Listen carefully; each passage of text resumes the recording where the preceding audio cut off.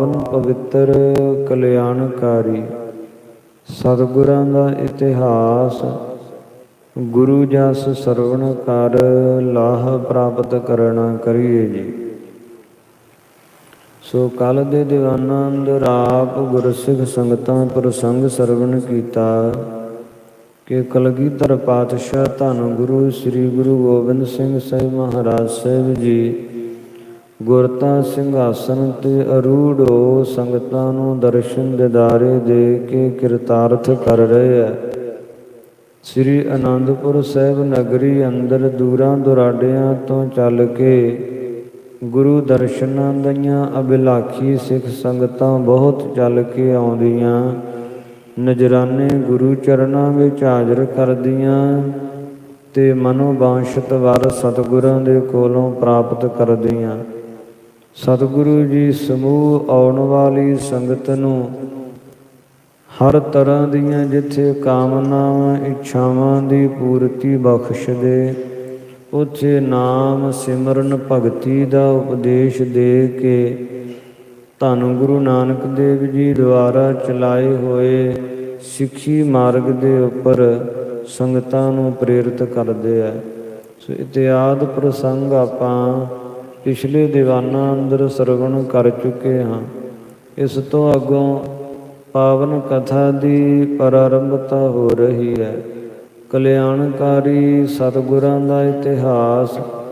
ਗੁਰੂ ਜਸ ਸਰਵਣ ਕਰ, ਲਾਹ ਪ੍ਰਾਪਤ ਕਰਨਾ ਕਰੀਏ ਜੀ। ਸਤਿਨਾਮ ਸ੍ਰੀ ਵਾਹਿਗੁਰੂ ਸਾਹਿਬ ਜੀਓ। ਦੋਹਰਾ ਸੰਗਤ ਬ੍ਰਿੰਦ ਬਿਲੋਕਤੀ। ਬਹੁਤ ਗੁਰਸਿੱਖ ਸੰਗਤਾਂ ਸਤਿਗੁਰਾਂ ਦੇ ਦਰਸ਼ਨ ਕਰਦੀਆਂ। ਚਾਹੁ ਦੇਸ਼ ਤੇ ਬਹੁ ਆਏ। ਚਾਰ ਹੀ ਦਿਸ਼ਾਵਾਂ ਦੇ ਵਿੱਚੋਂ ਬੇਅੰਤ ਸੰਗਤਾਂ ਗੁਰੂ ਹਜ਼ੂਰੀ ਵਿੱਚ ਆਉਂਦੀਆਂ। ਬਨਜਾਰੇ ਕੇ ਸਹਿਤ ਹੀ। ਦਿੱਲੀ ਤੋਂ ਵਣਜਾਰੇ ਆਏ ਹੈ ਅਤੇ ਜਿਹੜਾ ਲੱਖੀ ਸ਼ਾਹ ਵਣਜਾਰਾ ਸੀ ਉਹ ਵੀ ਆਇਆ। ਦਿੱਲੀ ਤੇ ਸਿੱਖ ਆਏ। ਦਿੱਲੀ ਤੋਂ ਹੋਰ ਵੀ ਸਿੱਖ ਸੰਗਤਾਂ ਗੁਰੂ ਦਰਸ਼ਨਾਂ ਵਾਸਤੇ ਸ੍ਰੀ ਅਨੰਦਪੁਰ ਸਾਹਿਬ ਨਗਰੀ ਆਈਆਂ। ਕਿਉ ਪਈ ਅਰਪ ਅਕੋਰਾ ਭਇਓ ਤਬ ਠਾਡੋ। ਸਤਿਗੁਰਾਂ ਦੇ ਚਰਨਾਂ ਵਿੱਚ ਭੇਟਾਵਾਂ ਅਰਪਣ ਕਰਕੇ ਲੱਖੀ ਸ਼ਾਹ ਵਣਜਾਰਾ ਸਤਿਗੁਰਾਂ ਦੇ ਸਨਮੁਖ ਖਲੋ ਗਿਆ। ਗੁਰ ਸਰੂਪ ਪੇਖ ਆਨੰਦ ਬਾਡੋ। ਕਲਗੀਧਰ ਪਾਤਸ਼ਾਹ ਸਤਿਗੁਰੂ ਜੀ ਦਾ ਸੌਂਦਰਯ ਸਰੂਪ ਵੇਖ ਕੇ ਮਨ ਵਿੱਚ ਬੜਾ ਆਨੰਦ ਵਧਿਆ। ਸ੍ਰੀ ਮੁਖ ਤੇ ਸ਼ੁਭ ਬਾਕ ਉਚਾਰੇ। ਸੁਭਾਏਮਾਨ ਮੁਖਾਰਬਿੰਦ ਵਿੱਚੋਂ ਸ੍ਰੇਸ਼ਟ ਵਾਕ ਸ੍ਰੇਸ਼ਟ ਵਚਨ ਕਹੇ। ਕਹੋ ਗੁਰ ਪਿਆਰੇ ਸਿੱਖ ਬਨਜਾਰੇ। ਸਤਿਗੁਰਾਂ ਦੇ ਪਿਆਰੇ ਵਣਜਾਰੇ ਗੁਰਸਿੱਖ ਲੱਖੀ ਸ਼ਾਹ ਦਸਣਾ ਕਰ। ਇਸ ਪ੍ਰਕਾਰ ਸਤਿਗੁਰ ਸੰਸਕਾਰੇ। ਸਤਿਗੁਰਾਂ ਦੇ ਪਾਵਨ ਧੜ ਦਾ ਸੰਸਕਾਰ ਕਿਸ ਤਰ੍ਹਾਂ ਕੀਤਾ। ਇਹ ਸਥਾਨ ਮਹਿ ਰਾਖ ਸੁਧਾਰੇ। ਤੇ ਸਤਿਗੁਰਾਂ ਦਾ ਅੰਗੀਠਾ ਜਿਹੜਾ ਉਹਦੀ ਸਾਰੀ ਰਾਖ ਕਿਸ ਸਥਾਨ ਤੇ ਸੰਭਾਲ ਕੇ ਰੱਖੀ ਹੈ। ਸੁਨ ਬਿਸਮਿਓ ਮੁਝ ਬਿਨਾ ਬਤਾਏ। ਸੁਣ ਕੇ ਬੜਾ ਬਿਸਮੈ ਹੋਇਆ, ਹੈਰਾਨ ਹੋਇਆ ਲੱਖੀ ਸ਼ਾਹ ਤੇ ਸੋਚਦਾ ਹੈ ਕਿ ਮੇਰੇ ਬਿਨਾਂ ਦੱਸੇ ਤੋਂ ਹੀ ਜਾਨ ਲੀਨ ਕਾਰਜ ਕਰ ਆਏ। ਤੇ ਜਾਨ ਲੀਨ ਜਾਣ ਲਿਆ ਸਤਿਗੁਰਾਂ ਨੇ ਜੋ ਕਾਰਜ ਕਰਕੇ ਆਏ ਹਾਂ ਉਹ ਬਿਨਾਂ ਦੱਸੇ ਤੋਂ ਸਤਿਗੁਰੂ ਜੀ ਅੰਤਰਜਾਮਤਾ ਨਾਲ ਜਾਣ ਗਏ ਐ। ਬੋਲਿਓ ਬਿਨੈ ਸਹਿਤ ਹਰ ਖਾਨਾ। ਬੜਾ ਖੁਸ਼ ਹੋਇਆ ਤੇ ਬੇਨਤੀ ਸੰਯੁਕਤ ਕਹਿਣ ਲੱਗਾ। ਜਥਾ ਭਇਓ ਰਾਵਰ ਸਭ ਜਾਨਾ। ਇਹ ਸਤਿਗੁਰੂ ਪਾਤਸ਼ਾਹ ਜਿਸ ਤਰ੍ਹਾਂ ਹੋਈ ਹੈ ਗੱਲ ਉਹ ਸਾਰੀ ਤੁਸੀਂ ਜਾਣਦੇ ਹੋ। ਤਉ ਸਭਨ ਕੇ ਹੇਤ ਸੁਨਾਵਨ। ਤਾਂ ਵੀ ਸਾਰਿਆਂ ਨੂੰ ਸੁਣਾਉਣ ਵਾਸਤੇ ਬੂਝਹ ਮੋਹਿ ਕਥਾ ਗੁਰ ਪਾਵਨ। ਸਤਿਗੁਰੂ ਧੰਨ ਗੁਰੂ ਤੇਗ ਬਹਾਦਰ ਸਾਹਿਬ ਜੀ ਦੀ ਪਵਿੱਤਰ ਕਥਾ ਮੈਨੂੰ ਤਾਂ ਪੁੱਛਦੇ ਹੋ ਕਿਉਂਕਿ ਸਾਰਿਆਂ ਨੂੰ ਸੁਣਾਉਣਾ ਚਾਹੁੰਦੇ ਹੋ। ਅਦਮ ਨੁਰੰਗੇ ਕਾਰਨ ਕੀਨਾ। ਸਤਿਗੁਰੂ ਜੀ ਆਪ ਜੀ ਦੇ ਪੁੱਛਣ ਤੋਂ ਮੈਂ ਦੱਸਦਾ ਹਾਂ ਕਿ ਔਰੰਗਜ਼ੇਬ ਨੇ ਬੜਾ ਅਦਮ ਕਾਰਜ ਕੀਤਾ, ਬੜਾ ਨੀਚ ਕੰਮ ਕੀਤਾ। ਪੁਨ ਡਿੰਡਮ ਪੁਰ ਫੇਰ ਸੋ ਦੀਨਾ। ਸਤਿਗੁਰਾਂ ਨੂੰ ਸ਼ਹੀਦ ਕਰਨ ਉਪਰੰਤ ਉਸਨੇ ਢੰਡੋਰਾ ਪਿਟਵਾਇਆ ਸਾਰੀ ਹੀ ਦਿੱਲੀ ਨਗਰੀ ਵਿੱਚ। ਇਨ ਕੋ ਸਿੱਖ ਸਾਧਕ ਨਰ ਜੋਏ। ਜਿਹੜਾ ਵੀ ਇਹਨਾਂ ਦਾ ਗੁਰੂ ਤੇਗ ਬਹਾਦਰ ਸਾਹਿਬ ਜੀ ਦਾ ਸਿਦਕੀ ਸਿੱਖ ਹੋਵੇ, ਕੋਈ ਭਰੋਸੇ ਵਾਲਾ ਮਨੁੱਖ ਹੋਵੇ, ਧਾਰ ਕਉ ਲੇ ਸੰਸਕਾਰ ਹੈ ਸੋਏ।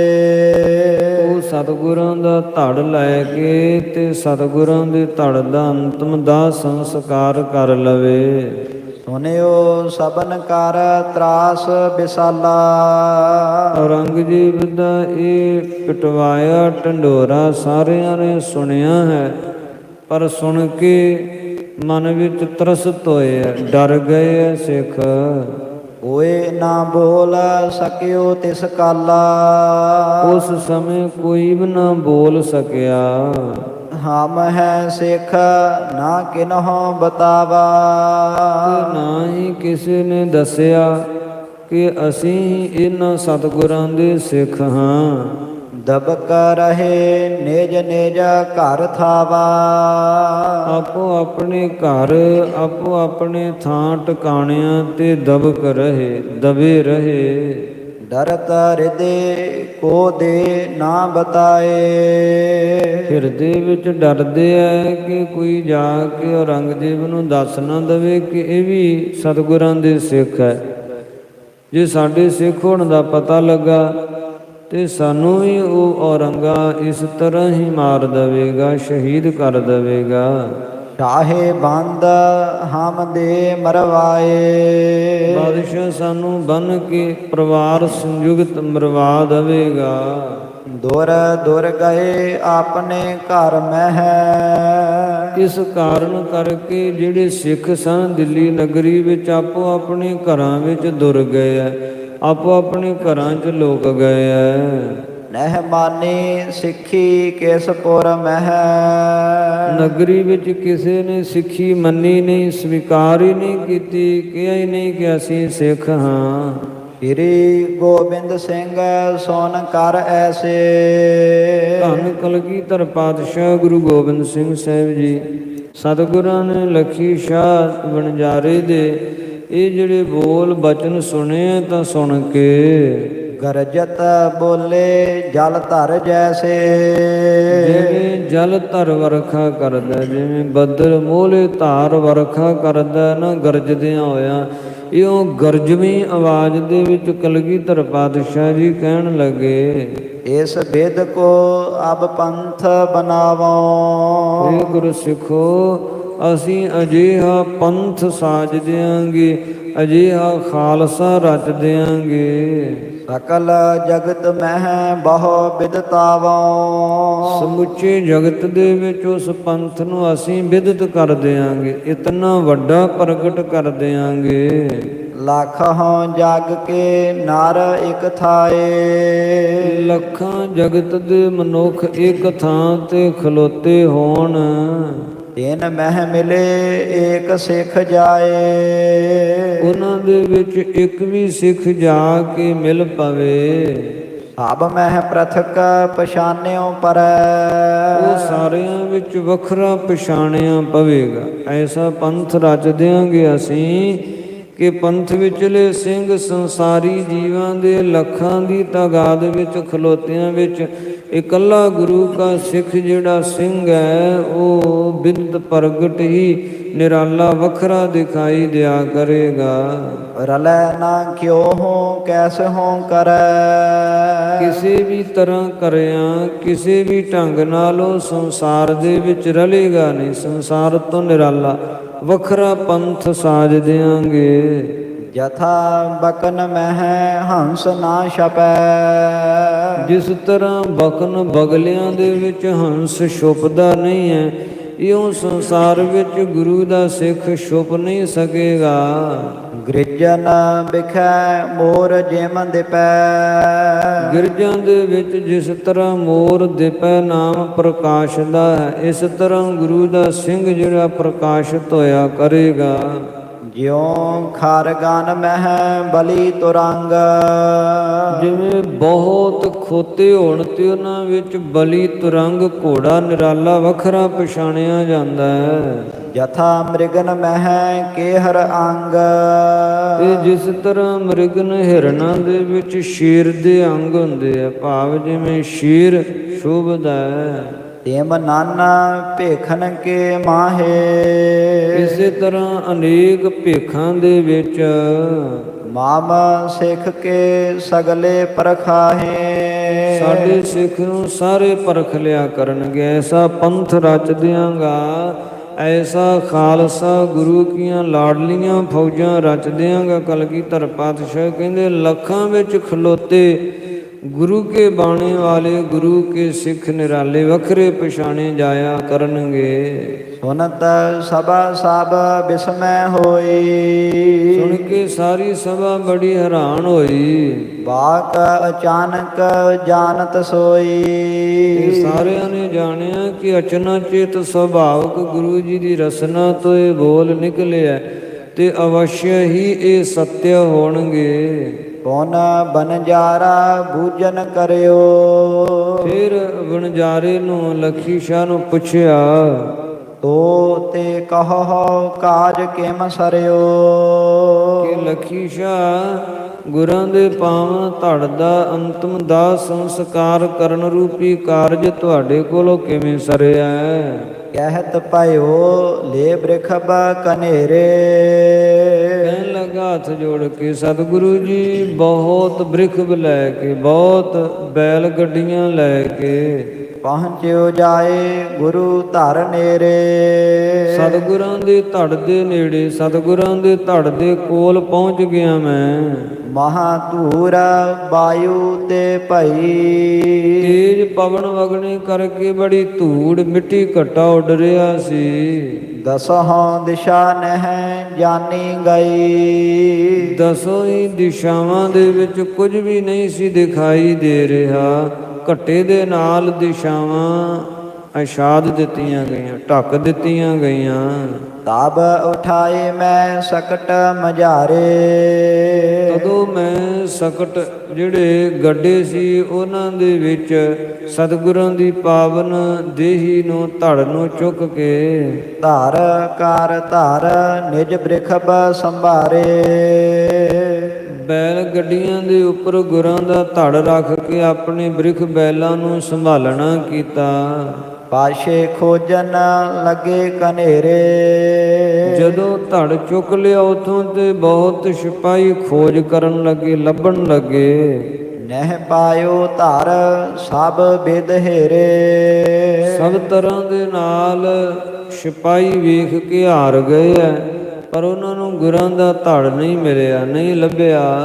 ਮੈਂ ਲੈ ਜਾਏ ਭਲੇ ਸੰਸਕਾਰੇ। ਤਦੋਂ ਜਿੱਥੇ ਮੈਨੂੰ ਗੁਰਾਂ ਨੇ ਘਰ ਬਖਸ਼ਿਆ ਸੀ, ਉਸ ਘਰ ਵਿੱਚ ਲਿਜਾ ਕੇ ਤੇ ਚਿਖਾ ਚੁਣ ਕੇ ਬੜੇ ਅਦਬ ਸਤਿਕਾਰ ਤੇ ਗੁਲ ਮਰਜ਼ਾਦਾ ਅਨੁਸਾਰ ਗੁਰਾਂ ਦੇ ਪਾਵਨ ਧੜ ਦਾ ਅੰਤਮ ਦਾਹ ਸੰਸਕਾਰ ਘਰ ਵਿੱਚ ਕਰ ਦਿੱਤਾ। ਬੀਨ ਪੁਸ਼ਪ ਮੈਂ ਭਲੇ ਸੰਭਾਰੇ। ਸਤਿਗੁਰਾਂ ਦੇ ਅੰਗੀਠੇ ਦੇ ਵਿੱਚੋਂ ਜਿਹੜੇ ਫੁੱਲ ਸੀ ਉਹ ਬੀ ਚੁਣ ਕੇ ਭਲੀ ਪ੍ਰਕਾਰ ਚੰਗੀ ਤਰ੍ਹਾਂ ਤਾਂਬਰ ਗਾਗਰਾਂ ਦੋਏ ਮਹਿ ਪਾਏ। ਦੋ ਤਾਂਬੇ ਦੀਆਂ ਵੱਡੀਆਂ ਗਾਗਰਾਂ ਦੇ ਵਿੱਚ ਗੁਰਾਂ ਦੇ ਅੰਗੀਠੇ ਦੀ ਰਾਖ ਠੰਡੀ ਕਰਕੇ ਪਾਈ। ਇਸੀ ਥਾਨ ਮਹਿ ਰਾਖ ਗਡਾਏ। ਤੇ ਉਸੇ ਥਾਂ ਤੇ ਮੈਂ ਗੱਡਾ ਖੋਦ ਕੇ ਤੇ ਤਾਂਬੇ ਦੀਆਂ ਗਾਗਰਾਂ ਜੋ ਗੁਰਾਂ ਦੇ ਇਸ ਦਾ ਸੰਸਕਾਰ ਕਰਨ ਉਪਰੰਤ ਅੰਗੀਠੇ ਦੀ ਪਾਵਨ ਰਾਖ ਨਾਲ ਭਰੀਆਂ ਸਨਗੀਆਂ ਮੈਂ ਥੱਲੇ ਦਬਾ ਦਿੱਤੀਆਂ। ਅਬ ਮਾਲਕ ਤੁਮ ਬਾਡ ਸਮਰੱਥ। ਸੋ ਸਤਿਗੁਰੂ ਜੀ ਇਸ ਤਰ੍ਹਾਂ ਮੈਂ ਗੁਰਾਂ ਦੇ ਪਾਵਨ ਸਰੀਰ ਦਾ ਅੰਤਮ ਦਾਹ ਸੰਸਕਾਰ ਕੀਤਾ। ਹੁਣ ਤੁਸੀਂ ਮਾਲਕ ਹੋ ਤੇ ਸਮਰੱਥ ਹੋ ਸਭ ਤਰ੍ਹਾਂ ਨਾਲ। ਕਰਨ ਕਰਾਵਨ ਸਭ ਬਿਦ ਹੱਥ। ਕਰਨਾ ਤੇ ਕਰਾਉਣਾ ਸਭ ਤੁਹਾਡੇ ਹੱਥ ਵਿੱਚ ਹੈ, ਕਰ ਕਬਲਾਂ ਵਿੱਚ ਹੈ। ਸੁਨ ਪ੍ਰਸੰਨ ਤਿਸ ਪਰ ਤਬ ਹੋਏ। ਇਹ ਪ੍ਰਸੰਗ ਸੁਣ ਕੇ ਲੱਖੀ ਸ਼ਾਹ ਵਣਜਾਰੇ ਤੇ ਉੱਪਰ ਸਤਿਗੁਰੂ ਜੀ ਬੜੇ ਖੁਸ਼ ਹੋਏ। ਜਨਮ ਮਰਨ ਬੰਧਨ ਤੁਵ ਖੋਏ। ਸਤਿਗੁਰੂ ਜੀ ਕਹਿਣ ਲੱਗੇ, ਹੇ ਵਣਜਾਰੇ ਤੇ ਜਮਨ ਮਰਨ ਦੇ ਬੰਧਨ ਗੁਰਾਂ ਕੱਟ ਦਿੱਤੇ ਐ। ਫੂਲੈ ਹੈ ਫਲੈ ਹੈ ਜਗਤ ਮਹਿ ਭਾਰੀ। ਜਗਤ ਦੇ ਵਿੱਚ ਭਾਰੀ ਵੱਡੀ ਵਿਸ਼ਾਲਤਾ ਦੇ ਨਾਲ ਤੂੰ ਫੁੱਲੇਗਾ, ਫਲੇਗਾ, ਵਧੇਗਾ। ਹੋਏ ਸੁਖ ਗੁਰ ਕਾਇਆ ਸੰਸਕਾਰੀ। ਅਤੇ ਗੁਰੂ ਸਾਹਿਬਾਂ ਦੀ ਪਾਵਨ ਕਾਇਆ ਦਾ ਸੰਸਕਾਰ ਕਰਨ ਦਾ ਸਦੀਵੀ ਸੁਖ ਆਨੰਦ ਖੇੜਾ ਫਲ ਸਰੂਪ ਪ੍ਰਾਪਤ ਹੋਵੇਗਾ। ਪੁਸ਼ਪ ਰਹਿਨ ਦੇਹੋ ਤਿਸ ਹੀ ਥਾਨ। ਸਤਿਗੁਰੂ ਜੀ ਕਹਿਣ ਲੱਗੇ, ਜਿਹੜੇ ਪੁਸ਼ਪ ਹੈ ਗੁਰਾਂ ਦੇ ਫੁੱਲ ਹੈ ਅੰਗੀਠਾ ਸਾਹਿਬ ਵਾਲਿਓ, ਜਿੱਥੇ ਗੱਡੇ ਉੱਥੇ ਹੀ ਰਹਿਣ ਦਿਓ। ਜਬ ਹੋਵੇ ਮਮ ਪੰਥ ਮਹਾਨ। ਭਵਿੱਖ ਵਿੱਚ ਆਉਣ ਵਾਲੇ ਸਮੇਂ ਵਿੱਚ ਜਦੋਂ ਸਾਡਾ ਖਾਲਸਾ ਹੀ ਪੰਥ ਹੋਵੇਗਾ, ਬਨ ਹੈ ਦੇਹੁਰਾ ਥਲ ਪਰਖੈ ਹੈ। ਤਦੋਂ ਫਿਰ ਉਸ ਸਥਾਨ ਦੀ ਪਰਖ ਕਰਕੇ ਗੁਰੂ ਕਾ ਪੰਥ ਗੁਰਾਂ ਦਾ ਦੇਹੁਰਾ ਬਣਾਵੇਗਾ ਤੇ ਪਵਿੱਤਰ ਗੁਰਾਂ ਦਾ ਸਥਾਨ ਬਣੇਗਾ, ਗੁਰਦੁਆਰਾ ਬਣੇਗਾ। ਅੱਜ ਜਿੱਥੇ ਦਿੱਲੀ ਵਿੱਚ ਰਕਾਬਗੰਜ ਸਾਹਿਬ ਸਥਾਨ ਸੁਸ਼ੋਭਿਤ ਹੈ, ਉਸ ਸਥਾਨ ਤੇ ਲੱਖੀ ਸ਼ਾਹ ਧਾੜਵੀ, ਲੱਖੀ ਸ਼ਾਹ ਵਣਜਾਰੇ ਦਾ ਜਿੱਥੇ ਘਰ ਸੀ ਨਾ, ਜਿੱਥੇ ਗੁਰਾਂ ਦਾ ਅੰਤਮ ਦਾਹ ਸੰਸਕਾਰ ਕੀਤਾ, ਉੱਥੇ ਰਕਾਬਗੰਜ ਗੁਰਦੁਆਰਾ ਸਾਹਿਬ ਬਣਿਆ ਹੋਇਆ ਹੈ। ਬਾਬਾ ਬਘੇਲ ਸਿੰਘ ਜੀ ਉਹਨਾਂ ਨੇ ਵੱਡੀਆਂ ਮਾਰਾਂ ਮਾਰ ਕੇ ਜਦ ਦਿੱਲੀ ਫਤਿਹ ਕੀਤੀ ਹੈ, ਉਦੋਂ ਸਾਰੇ ਸਥਾਨ ਜਿਹੜੇ ਗੁਰ ਸਥਾਨ ਉਹ ਪ੍ਰਗਟ ਕੀਤੇ। ਸਤਿਗੁਰੂ ਕਲਗੀਧਰ ਪਾਤਸ਼ਾਹ ਜੀ ਉਹੀ ਇਸ਼ਾਰਾ ਕਰ ਰਹੇ ਆ ਕਿ ਜਦੋਂ ਸਾਡਾ ਖਾਲਸਾ ਪੰਥ ਭਵਿੱਖ ਵਿੱਚ ਪ੍ਰਗਟ ਹੋਵੇਗਾ ਤੇ ਇਹ ਕਾਰਜ ਜਿਹੜੇ ਹੈ ਉਹਨਾਂ ਦੇ ਹਿੱਸੇ ਆਏ। ਪੰਥ ਆਪੇ ਹੀ ਅਸਥਾਨਾਂ ਦੇ ਚਿੰਨ੍ਹ ਪਛਾਣ ਕੇ ਤੇ ਗੁਰ ਸਥਾਨ ਬਣਾਵੇਗਾ। ਕੌਣ ਬਾਜ਼ਾਰ ਮਹਿਥਾਨ ਬਣੈ ਹੈ। ਸਤਿਗੁਰਾਂ ਕੇ ਬਾਜ਼ਾਰ ਵਿੱਚ ਵੀ ਇਹ ਸਥਾਨ ਬਣੇਗਾ। ਜਿੱਥੇ ਕੋਤਵਾਲੀ ਸੀ, ਕੋਤਵਾਲੀ ਦੇ ਸਾਹਮਣੇ ਜਿੱਥੇ ਸਤਿਗੁਰਾਂ ਨੂੰ ਦਿੱਲੀ ਚਾਂਦਨੀ ਚੌਂਕ ਵਿੱਚ ਸ਼ਹੀਦ ਕੀਤਾ ਗਿਆ, ਉੱਥੇ ਵੀ ਸਤਿਗੁਰੂ ਜੀ ਕਹਿਣ ਲੱਗੇ ਗੁਰਾਂ ਦਾ ਸਥਾਨ ਬਣੇਗਾ। ਜਿੱਥੇ ਅੱਜ ਗੁਰਦੁਆਰਾ ਸੀਸਗੰਜ ਸਾਹਿਬ ਵਿਦਿਤ ਹੈ, ਪ੍ਰਗਟ ਹੈ ਚਾਂਦਨੀ ਚੌਂਕ ਵਿੱਚ। ਸਿਰ ਤੁਰਕਨ ਕੇ ਮੇਖ ਲਗਾਵੇ। ਗੁਰੂ ਕਾ ਖਾਲਸਾ ਤੁਰਕਾਂ ਦੇ ਸਿਰ ਮੇਖ ਗੱਡੇਗਾ। ਤੁਰਕਾਂ ਦੇ ਸਿਰ ਮੇਖ ਗੱਡਣ ਦੀ ਨਿਆਈ ਹੈ, ਭਾਵ ਗੁਰ ਸਥਾਨ ਦਿੱਲੀ ਵਿੱਚ ਪ੍ਰਗਟ ਕਰੇਗਾ। ਸਿੱਖ ਸੰਗਤ ਸਭ ਪੂਜਾ ਕਰਾਵੇ। ਜਿੱਥੇ ਸਾਰੀਆਂ ਸਿੱਖ ਸੰਗਤਾਂ ਫਿਰ ਜਾ ਕੇ ਪੂਜਾ ਕਰਿਆ ਕਰਨਗੀਆਂ। ਸੀਸਗੰਜ ਸਾਹਿਬ, ਰਕਾਬਗੰਜ ਸਾਹਿਬ ਅੱਜ ਵੀ ਗੁਰਾਂ ਦੇ ਪਵਿੱਤਰ ਸਥਾਨ ਵਿਦਿਤ ਪ੍ਰਗਟ ਹੈ। ਸਮੋ ਆਏ ਜਬ ਦੇਖੈ ਸਾਰੇ। ਸਮਾਂ ਆਵੇਗਾ ਜਦੋਂ ਸਾਰੇ ਆ ਕੇ ਦਰਸ਼ਨ ਕਰਿਆ ਕਰਨਗੇ ਗੁਰਾਂ ਦੇ ਸਥਾਨਾਂ ਦੇ। ਦਿੱਲੀ ਵਿਖੇ ਬਣਹਿ ਗੁਰਦੁਆਰੇ। ਦਿੱਲੀ ਵਿੱਚ ਗੁਰਾਂ ਦੇ ਗੁਰਦੁਆਰੇ ਗੁਰਧਾਮ ਪ੍ਰਗਟ ਹੋਣਗੇ, ਵਿਦਿਤ ਹੋਣਗੇ, ਬਣਨਗੇ ਤੇ ਸਾਧ ਸੰਗਤ ਗੁਰਾਂ ਦੇ ਬਚਨ ਸਤਿਆ ਹੋਏ। ਜਦੋਂ ਭਾਈ ਬਾਬਾ ਬਘੇਲ ਸਿੰਘ ਜੀ ਉਹਨਾਂ ਨੇ ਭਾਈ ਬਾਬਾ ਜੱਸਾ ਸਿੰਘ ਆਹਲੂਵਾਲੀਏ ਦੀ ਛਤਰ ਛਾਇਆ ਹੇਠ ਭਾਰੀ ਵੱਡਾ ਘਮਾਸਾਨ ਦਾ ਜੰਗ ਕਰਕੇ ਦਿੱਲੀ ਫਤਿਹ ਕੀਤੀ ਤੇ ਦਿੱਲੀ ਦੇ ਉੱਪਰ ਲਾਲ ਕਿਲੇ ਦੇ ਉੱਪਰ ਕੇਸਰੀ ਨਿਸ਼ਾਨ ਲਹਿਰਾ ਦਿੱਤੇ ਗਏ। ਖਾਲਸਾ ਪੰਥ ਨੇ ਦਿੱਲੀ ਨੂੰ ਜਿੱਤ ਕੇ ਆਪਣੇ ਅਧੀਨ ਕਰ ਲਿਆ ਤੇ ਉਸ ਸਮੇਂ ਫਿਰ ਜਿਹੜਾ ਦਿੱਲੀ ਦਾ ਰਾਜਾ ਸੀ ਫਰੁਖਸ਼ੀਅਰ ਜਾਂ ਉਹਦਾ ਵੰਸ਼ਜ ਜਿਹੜਾ ਸੀ, ਉਹਨਾਂ ਨੇ ਫਿਰ ਨਾਲ ਉਹਨਾਂ ਦੀ ਜਿਹੜੀ ਇੱਕ ਬੇਗਮ ਸੀ ਜੋ ਕਿ ਪੰਥ ਦੀ ਭੈਣ ਬਣੀ ਹੋਈ ਸੀ, ਕਿਉਂਕਿ ਉਹ ਵੀ ਇੱਕ ਕਾਲ ਬੜੀ ਪੀੜਿਤ ਸੀ ਤੇ ਪੰਥ ਨੇ ਉਹਨਾਂ ਦੀ ਮਦਦ ਕੀਤੀ ਸੀ, ਸਹਾਇਤਾ ਕੀਤੀ ਸੀ, ਜਿਸ ਕਰਕੇ ਉਹ ਪੰਥ ਨੂੰ ਆਪਣਾ ਭਰਾ ਸਮਝਦੀ ਸੀ ਤੇ ਪੰਥ ਦੀ ਧਰਮ ਭੈਣ ਬਣੀ ਹੋਈ ਸੀ। ਜਦੋਂ ਦਿੱਲੀ ਫਤਿਹ ਕੀਤੀ ਬਾਬਾ ਬਘੇਲ ਸਿੰਘ ਜੀ ਹੋਰਾਂ ਨੇ ਤੇ ਉਹਨੇ ਆ ਕੇ ਬਿਨੈ ਕੀਤੀ, ਜੀ ਅਸੀਂ ਤੁਹਾਡੇ ਦਾਸ ਹਾਂ, ਤੁਹਾਡੇ ਸੇਵਕ ਹਾਂ, ਤੇ ਖੈਰਾਤ ਵਿੱਚ ਦੇ ਦਿਓ। ਤਾਂ ਫਿਰ ਬਾਬਾ ਬਘੇਲ ਸਿੰਘ ਜੀ ਉਹਨਾਂ ਨੇ ਬਾਬਾ ਜੱਸਾ ਸਿੰਘ ਜੀ ਆਹਲੂਵਾਲੀਏ ਦੀ ਅਨੁਮਤੀ ਅਨੁਸਾਰ ਦਿੱਲੀ ਖੈਰਾਤ ਦੇ ਵਿੱਚ ਦੇ ਦਿੱਤੀ। ਇਹ ਹੈ ਗੁਰੂ ਪੰਥ ਦੀਆਂ ਵਡਿਆਈਆਂ, ਗੁਰੂ ਪੰਥ ਦੀਆਂ ਮਹਿਮਾ। ਵੱਡੀਆਂ ਵੱਡੀਆਂ ਪਾਤਸ਼ਾਹੀਆਂ ਅਰਜਤ ਕਰਕੇ ਵੀ ਗੁਰੂ ਕਾ ਪੰਥ ਜਿਹੜਾ ਹੈ ਨਾ, ਉਹਨਾਂ ਨੂੰ ਆਪਣੀ ਜੁੱਤੀ ਦੀ ਠੋਕਰ ਦੇ ਉੱਪਰ ਰੱਖ ਕੇ ਤੇ ਭਰਾਟ ਜਾਂਦਾ। ਭਾਵ ਐਸਾ ਗੁਰੂ ਕਾ ਪੰਥ ਬੇਮੁਥਾਜ ਬੇਪਰਵਾਹ ਹੈ ਗੁਰੂ ਖਾਲਸਾਈ ਪੰਥ। ਜੇ ਵੇਖੋ ਨਵਾਬ ਕਪੂਰ ਸਿੰਘ ਜੀ ਨੂੰ ਲਾਹੌਰ ਤੋਂ ਨਵਾਬੀ ਆਈ, ਤੇ ਨਵਾਬੀ ਵੀ ਨਵਾਬ ਕਪੂਰ ਸਿੰਘ ਜੀ ਹੋਰਾਂ ਨੇ ਪੰਜਾਂ ਸਿੰਘਾਂ ਦੇ ਜੁੱਤੀ ਦੀ ਨੋਕ ਤੇ ਰੱਖ ਕੇ ਸਵੀਕਾਰ ਕੀਤੀ ਹੈ। ਐਸਾ ਗੁਰੂ ਕਾ ਖਾਲਸਾ ਪੰਥ ਤਿਆਗੀ ਤੇ ਵੈਰਾਗੀ ਹੈ। ਬਾਬਾ ਬਘੇਲ ਸਿੰਘ ਜੀ ਉਹਨਾਂ ਨੇ ਦਿੱਲੀ ਦਾਨ ਵਿੱਚ ਦੇ ਦਿੱਤੀ ਹੈ। ਤੇ ਉਸੇ ਸਮੇਂ ਫਿਰ ਇਹ ਵੀ ਨਾਲ ਬਚਨ ਕੀਤਾ ਕਿ ਅਸੀਂ ਹੁਣ ਗੁਰਾਂ ਦੇ ਸਥਾਨ ਇੱਥੇ ਪ੍ਰਗਟ ਕਰਨੇ ਹਨਗੇ। ਤਾਂ ਫਿਰ ਬਾਬਾ ਬਘੇਲ ਸਿੰਘ ਜੀ ਦਿੱਲੀ ਵਿੱਚ ਰਹੇ, ਤੇ ਉਹਨਾਂ ਨੇ ਜਿਹੜੇ ਅਸਥਾਨ ਸੀ ਗੁਰ ਸਥਾਨ, ਜੈਸੇ ਜਿੱਥੇ ਸੀਸਗੰਜ ਗੁਰਾਂ ਦੀ ਸ਼ਹਾਦਤ ਹੋਈ, ਉਹ ਵੀ ਪ੍ਰਗਟ ਕੀਤਾ। ਗੁਰਾਂ ਦਾ ਦਾਹ ਸੰਸਕਾਰ ਹੋਇਆ ਰਕਾਬਗੰਜ ਸਥਾਨ, ਉਹ ਵੀ ਪ੍ਰਗਟ ਕੀਤਾ। ਇਸੇ ਤਰ੍ਹਾਂ ਫਿਰ ਧੰਨ ਗੁਰੂ ਸ੍ਰੀ ਗੁਰੂ ਹਰਿਕ੍ਰਿਸ਼ਨ ਸਾਹਿਬ ਪਾਤਸ਼ਾਹ ਜੀ ਦਾ ਪਵਿੱਤਰ ਸਥਾਨ, ਉਹ ਵੀ ਪ੍ਰਗਟ ਕੀਤਾ। ਧੰਨ ਗੁਰੂ ਇਸੇ ਤਰ੍ਹਾਂ ਗੁਰੂ ਨਾਨਕ ਦੇਵ ਮਹਾਰਾਜ ਸਾਹਿਬ ਜੀ ਦੇ ਸਥਾਨ ਜਿਹੜੇ ਸਨਗੇ, ਜਿੱਥੇ ਮ੍ਰਿਤਕ ਹਾਥੀ ਨੂੰ ਸਰਜੀਵਿਤ ਕੀਤਾ ਸੀ ਧੰਨ ਗੁਰੂ ਨਾਨਕ ਦੇਵ ਪਾਤਸ਼ਾਹ ਜੀ ਨੇ, ਉਹ ਵੀ ਅਸਥਾਨ ਜਿਹੜੇ ਗੁਰ ਸਥਾਨ ਦਿੱਲੀ ਵਿੱਚ ਵਿਦਿਤ ਪ੍ਰਗਟ ਹੈ, ਉਹ ਗੁਰੂ ਪੰਥ ਖਾਲਸੇ ਨੇ ਪ੍ਰਗਟ ਕੀਤੇ ਹਨਗੇ। ਤੇ ਜਿੱਥੇ ਅੱਜ ਗੁਰੂ ਕੀਆਂ ਸੰਗਤਾਂ ਦਿੱਲੀ ਵਿੱਚ ਜਾ ਕੇ ਪਵਿੱਤਰ ਸਥਾਨਾਂ ਦੇ ਦਰਸ਼ਨ ਕਰਦੀਆਂ ਹਨ। ਸੋ ਕਲਗੀਧਰ ਪਾਤਸ਼ਾਹ ਸਤਿਗੁਰੂ ਜੀ ਨੇ ਵੀ ਇਹੀ ਕਿਹਾ ਕਿ ਆਉਣ ਵਾਲੇ ਸਮੇਂ ਵਿੱਚ ਸਾਡਾ ਪੰਥ ਉਹਨਾਂ ਸਥਾਨਾਂ ਨੂੰ ਪ੍ਰਗਟ ਕਰੇਗਾ। ਪੁਨਹ ਸਿੱਖ ਸਭ ਲਗੇ ਸੁਨਾਵਨ। ਫਿਰ ਹੋਰ ਜਿਹੜੇ ਸਿੱਖ ਵੀ ਸਾਰੇ ਕਹਿਣ ਲੱਗੇ, ਆਪ ਹੀ ਭਾ ਪ੍ਰਤਾਪ ਗੁਰ ਪਾਵਨ।